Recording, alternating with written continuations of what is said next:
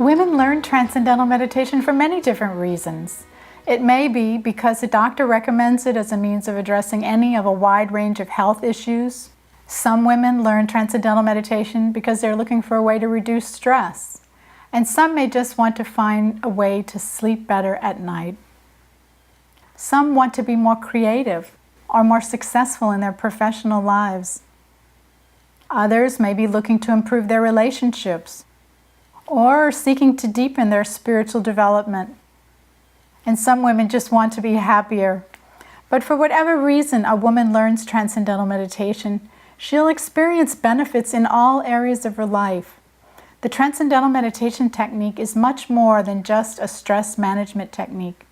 It is a powerful method of unfolding a woman's full potential and developing higher states of consciousness. Hello and welcome to this introduction to the Transcendental Meditation program as taught by Maharishi Mahesh Yogi.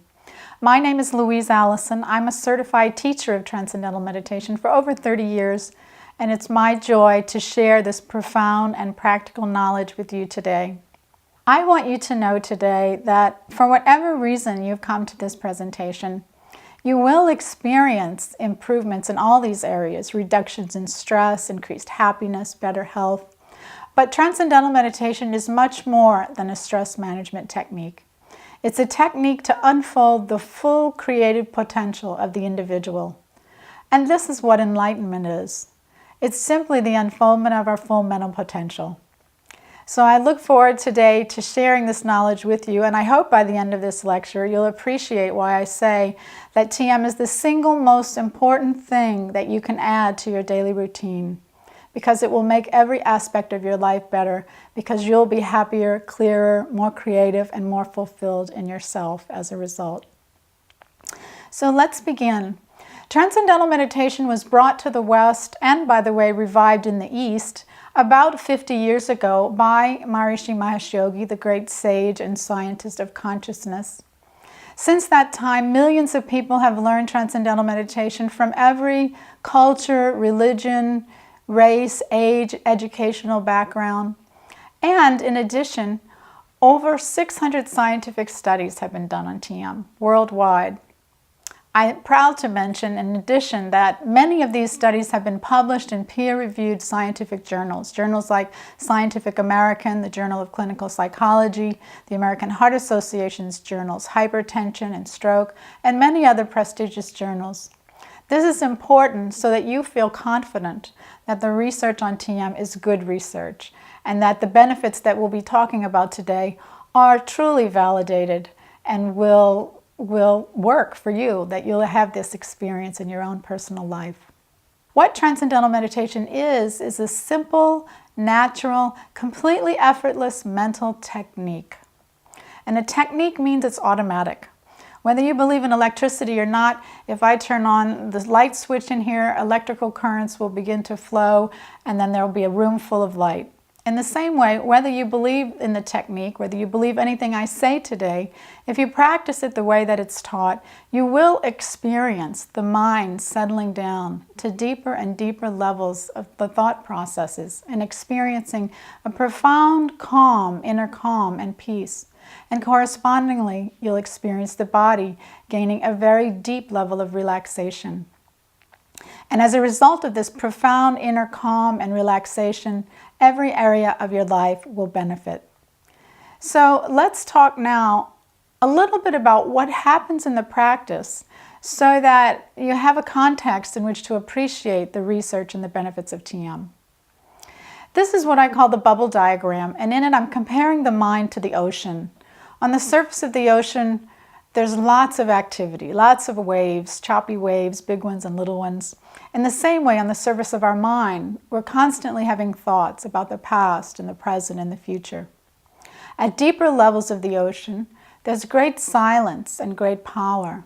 At the base of the ocean is a completely silent, peaceful, settled state. Similarly, deep within the mind, there's great silence and great power. And at the source of thought, deep within the mind, is a field of complete, perfect peace. It's also a field of unlimited energy, intelligence, creativity, and happiness. Let's also take a moment, and by the way, the bubble in this diagram represents a thought. Normally, if we're swimming on the surface of the ocean, we don't notice it when a bubble comes out of a clam's mouth at the base of the ocean floor, and then the bubble begins to rise and it bursts on the surface of the ocean, and then we notice it. Similarly, we don't experience thoughts deep within the mind at their inception, but as the thought rises into the conscious mind, then we experience it on the surface of the mind. In Transcendental Meditation, basically what happens is that we experience a thought at our normal conscious thinking level, and spontaneously we find ourselves experiencing it at a more quiet level of the thought process, and then again, yet another more quiet level. So we begin to transcend the surface level of experience and of thinking and enjoy more subtle, more abstract, more refined levels of thought until we go beyond thought altogether and experience the source of thought, the field of pure consciousness, a state where our awareness is in the character of unboundedness because there's no boundary to our perception or our thought. And in this state of restful alertness, the mind is infused with great energy, intelligence, creativity, and happiness. Now, let's get practical and talk about what this experience actually translates into in terms of the functioning of the brain and the physiology during the technique and the benefits of it in activity. Scientists say we use a very small fraction of the mind, 5 or 10%. The reason I believe that this is the case is because in general, our experience stimulates the brain in a very specified, localized way. When we're doing art, we're stimulating the right side of the brain. When we're doing math, the left side. If we're playing the violin, we're stimulating some other area of the brain. And in each instance, it's a very specified, particular experience. What research has found with Transcendental Meditation is that the experience of transcending actually enlivens the total brain. And you'll see in this chart two views of the brain, one outside of meditation where a very small black dot is illustrated, and that's showing a localized or specified cortical response to an experience. And in the other brain, you see a widespread enlivenment of the brain. This is because there's increased blood flow to the total brain. And this supports the idea that TM is a technique to unfold the full potential of the mind. So this is the first thing, is that TM is enlivening the whole brain. Secondly, what we find is that the actual frequency of activity in the brain is that of alpha, which is a restful state, but a state of alertness. And thirdly, what we find is that this alertness, this restful alertness, this alpha experience, is actually being experienced in all parts of the brain together. And this is what's called coherence, EEG coherence. So you'll see in this chart what looks like mountain peaks, and they're all synchronized across the front, the middle, and the back of the brain. So what's happening in the brain during TM is this extraordinary integration of all the different parts of the brain, enlivenment of the total brain. What happens in the physiology is that it experiences profound rest. So let's look at some of the research on this. Basically, what we're looking at in this study is a comparison of Transcendental Meditation technique to resting with eyes closed. And three main parameters are being looked at: galvanic skin response, respiration rate, and plasma lactate. Basically, what it's showing is that during Transcendental Meditation, the profound relaxation that occurs causes the palm to be so dry that galvanic skin response is very low. That means that because your palm is not moist, you can't pass an electrical current over it. So it shows a profound state of calm.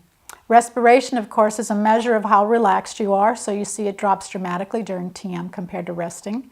And plasma lactate is a hormone, a stress hormone associated with muscle tension and anxiety. Drops significantly during the TM technique. So what we see then from the research on the brain and the physiology and many other studies related to the experience is that overall Transcendental Meditation produces a state of restful alertness, profound relaxation in the physiology, calm in the mind, but wide awake and alert. And it's this state of restful alertness that's the basis of all the benefits. In the area of mental functioning and creativity and learning ability, we have an enormous body of research because it's so easy to study. For example, students, thousands of students have learned Transcendental Meditation around the world. And you'll see in the next chart, called Optimization of Brain Functioning, a correlation of the EEG coherence, that's electroencephalographic coherence, this orderly brain functioning, with the many findings that have occurred outside of TM. For example, IQ is found to increase in meditators. This is something that was considered to be a fixed quotient that doesn't really change after our teen years. And yet here with this technique, we find that even in a period as short as 2 years, IQ has been found to increase as much as 6 points. Creativity is found to increase. Grade point average is found to go up. Exam scores go up. Memory improves and learning ability. There's greater neurological efficiency. And of course, it's associated with the experience of transcendental consciousness, as you see in this chart. Also interesting in this chart, you'll see there's decreased neuroticism and improved moral reasoning. I like this in particular because it shows that we're all essentially good, and that it's only the fact that we're not using the full potential of the mind and that we're stressed that we behave in ways that are not positive and loving and nourishing to ourselves and everyone else. In addition to these findings, research has shown greater ability to maintain a broad comprehension while we focus in on details. This is called field independence. This is a very important finding. Again, it illustrates this greater integration between the different parts of the brain, between that area of the brain which functions in a holistic way and the area of the brain which focuses in on details. Academic performance has been found to increase in meditators. I already mentioned creativity and intelligence, exam scores, and in addition, I think this is interesting. We've done research in nursing homes where people are over 81 years of age. And even in the elderly, we find increased cognitive flexibility, increased longevity, and improved quality of life. So this demonstrates that the brain is extremely plastic and fluid, and that it can continue to develop throughout life, and that all that's needed, in fact, is an experience that enlivens the total brain. And this is what Transcendental Meditation does. It's actually enlivening all the neurons of the brain so that we begin to unfold more of our creative potential in daily life. Clear thinking is important for everyone, not just for students or lawyers or doctors. Clear thinking is the basis of action, and action is the basis of achievement, and our achievements bring us a degree of fulfillment in life. So this is why it's important to develop the full potential of the mind in our daily lives so that we can begin to enjoy success and the fulfillment of all our desires and everything that we do. So let's talk about the benefits now in the area of health. It's common knowledge today that the vast majority of disease is preventable. The National Institutes of Health have actually stated that as much as 75% of disease is either caused or aggravated by stress. This means that if we can eliminate inner stress, we can eliminate the very cause of disease. In the best possible way, we can reduce healthcare costs and enjoy a healthy, happy, long life. Already we can see from what I've said about the experience of transcendental consciousness, we see that it's actually the opposite, if you will, of the stress response, the fight or flight response, wherein the body begins to pump hormones through our veins in order to prepare us to fight or to flee in the face of some grave danger. As you know, nowadays people are having this experience of the stress response, the fight or flight response, over everyday experiences simply because of the pressures of daily living and the many things that we have to tend to in our personal lives. The experience of transcendental consciousness being the opposite of the fight or flight response, a state you could say of equilibrium, of balance, of peace, of relaxation and calmness in the mind, allows the body to heal itself and rejuvenate itself. It's an interesting situation that this simple technique has very far-reaching effects on the functioning of our physiology and in the improvements of every aspect of health. And yet, on the other hand, it's not so surprising that it would, because it's built into the intelligence of every cell of our body to heal itself and rejuvenate itself. But because we're always going, we don't really give the body an opportunity to properly heal itself. We go so much that when we go to sleep at night, we don't get the rest that we need so that the body doesn't actually purify itself properly. We wake up a little bit tired still and continue the cycle of the influence of stress. Transcendental meditation reverses this influence by providing profound rest to the body and allowing stress to spontaneously dissolve. When the stress is dissolved, the innate intelligence in our physiology heals the body and rejuvenates it, and we find we're just not sick as often as we were before, and we have more energy than we did before. This first scientific study I'd like to show you was a study conducted by a major health insurance company in the United States over a 5-year period, looking at over 2,000 TM meditators. And essentially what was found, as you can see in the chart, is that the meditators used the hospital 56% less than the norm, and the doctor 76% less than the norm. In addition, this study broke down the results in all categories of disease, and the most remarkable results were in the areas of cardiovascular disease, where you see 86% less hospitalization due to cardiovascular disease. You'll see nervous system disorders less, 76%, cancer 55% less, nose, throat, and lung problems approximately 75% less. And in every category of disease, whether it was muscles, bones, gum disease, every category of disease, the meditators used the doctor in the hospital less than the general public. One of the most important areas of health today is cardiovascular health and the risk factors that are associated with it. It's also interesting to note that rigorous research, published research on TM, has shown that the risk factors associated with heart disease are reduced significantly through the Transcendental Meditation program. Risk factors include high blood pressure, smoking, alcohol abuse, stress, and many other factors. If we look at the next study we see that was published by the American Heart Association's journal Hypertension, you'll see that Transcendental Meditation program reduced blood pressure in a group of elderly African Americans as much as medication did, and this was over a 6-month period. The good news is there were no negative side effects and lots of positive side effects from this modality. In addition, this study published by the American Heart Association's journal Stroke showed a reduction in the thickness of the walls of the carotid artery by 15%. Sometimes people scratch their head and think, how can this be? I haven't changed my diet, I'm not exercising more. So how do you remove a substance in the walls of the artery? Well, again, it's the intelligence of the body purifying itself, healing itself, and creating balance. We know that when our nervous system is stressed, our immune system is compromised. And when our immune system is compromised, many different kinds of disease result. And speaking of disease, just look at the word disease. It's dis-ease, a lack of ease in the functioning of our physiology. If we can create a perfect state of ease and calm and balance in our physiology, then naturally health begins to improve. And this is what we've seen in every category of disease.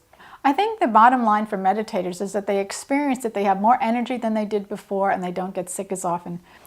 The next study I'd like to refer to is a study on reduced anxiety. This is your baseline trait anxiety throughout the day. Since we're talking about stress, I think it's important to look at this. This is another meta-analysis. It's actually the result of 146 independent outcomes that looked at Transcendental Meditation and compared it to every form of meditation, muscle relaxation, biofeedback, mantra meditation, techniques that attempted to mimic TM, and compared all of these different techniques for how much they reduced baseline anxiety throughout the day.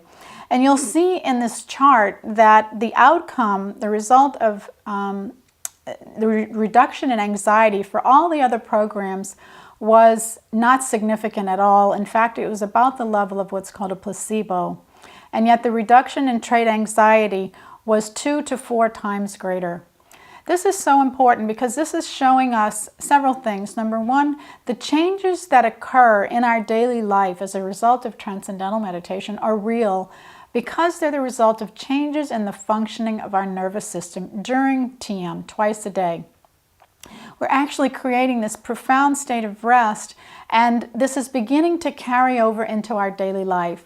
And that means we experience greater calm even when we're in the midst of dynamic activity. And it also underscores the fact that the TM technique is unique compared to all the other programs for reducing anxiety that are available. This study, by the way, was conducted at Stanford University and published in the Journal of Clinical Psychology. It's a very excellent meta-analysis, the most strong type of research to show results. In addition, something else beautiful happens when you begin to meditate, and that is that you spontaneously begin to make better lifestyle choices.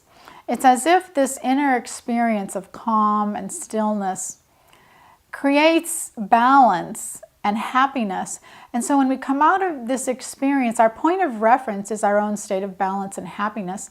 And what we find, and this is my experience and the experience of everyone I teach, is that people start to just choose things that reinforce that experience rather than things that take it away.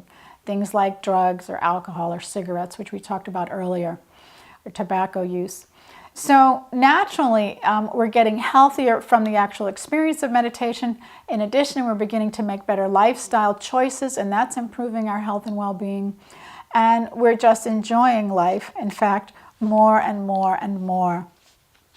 You might find that those choices that you make, maybe you don't smoke or drink excessively or use drugs, but you may find that this experience occurs in other areas of your life. Decisions about what's best for you, what to eat, how much to sleep, or what to do, what direction to take in your own personal life. These things spontaneously start to grow in meditators as a result of this experience of our own inner self, which is balanced and peaceful and blissful, actually. And this brings us to the next section that I'd like to talk about, which is the benefits of TM on relationships and on behavior. I think it's a common experience of everyone that when we feel nice inside, we're nice to everyone else. And when we don't feel good inside, we're not as nice.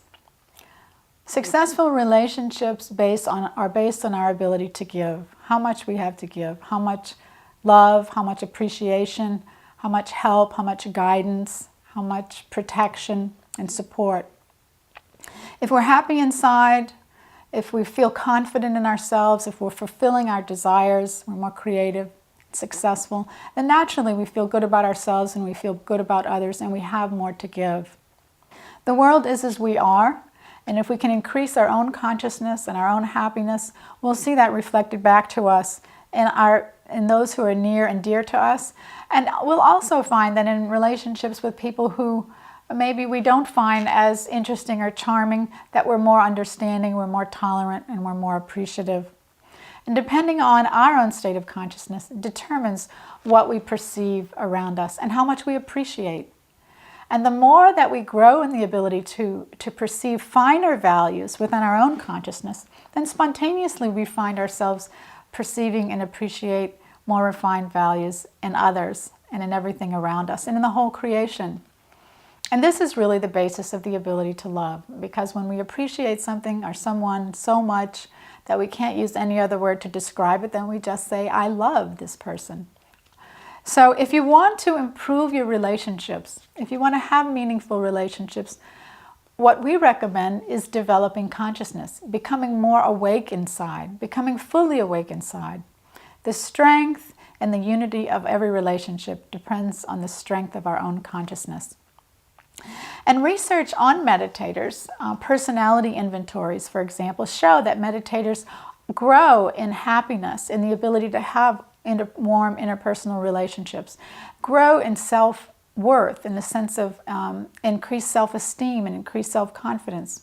And already we've seen how creativity and intelligence and energy and vitality grow. So combined with all of these things, what we find is that our ability to really appreciate and have meaningful interactions with others grows from this simple twice daily practice. I think you can see that if each of us could grow in this ability to actualize our latent potential, to be fulfilled individuals, to be creative individuals, and to be at peace within ourselves, that then we could really begin to make a significant contribution to creating world peace. And this is the last area that I want to talk about, how that we can improve the quality of life in a significant way. World peace has been the goal of all societies for all times. Since the United Nations was formed, I believe as many peace treaties as have been signed, that many have been broken. There have been over 150 wars. Certainly it's evident that peace cannot be created by signing a piece of paper, certainly not by going to war. But if we could have a significant number of peaceful individuals, then we can begin to imagine transforming our world family into a truly peaceful world. It's kind of like a green forest. If you want to have a green forest, you have to have many green trees. So if we want a peaceful world, we need many peaceful individuals.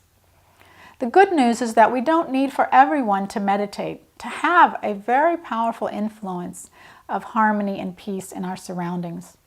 The sociological research on TM is some of the best in the social sciences, and what it's found is that when just 1% of a population practices transcendental meditation, that it has an effect on the rest of the population.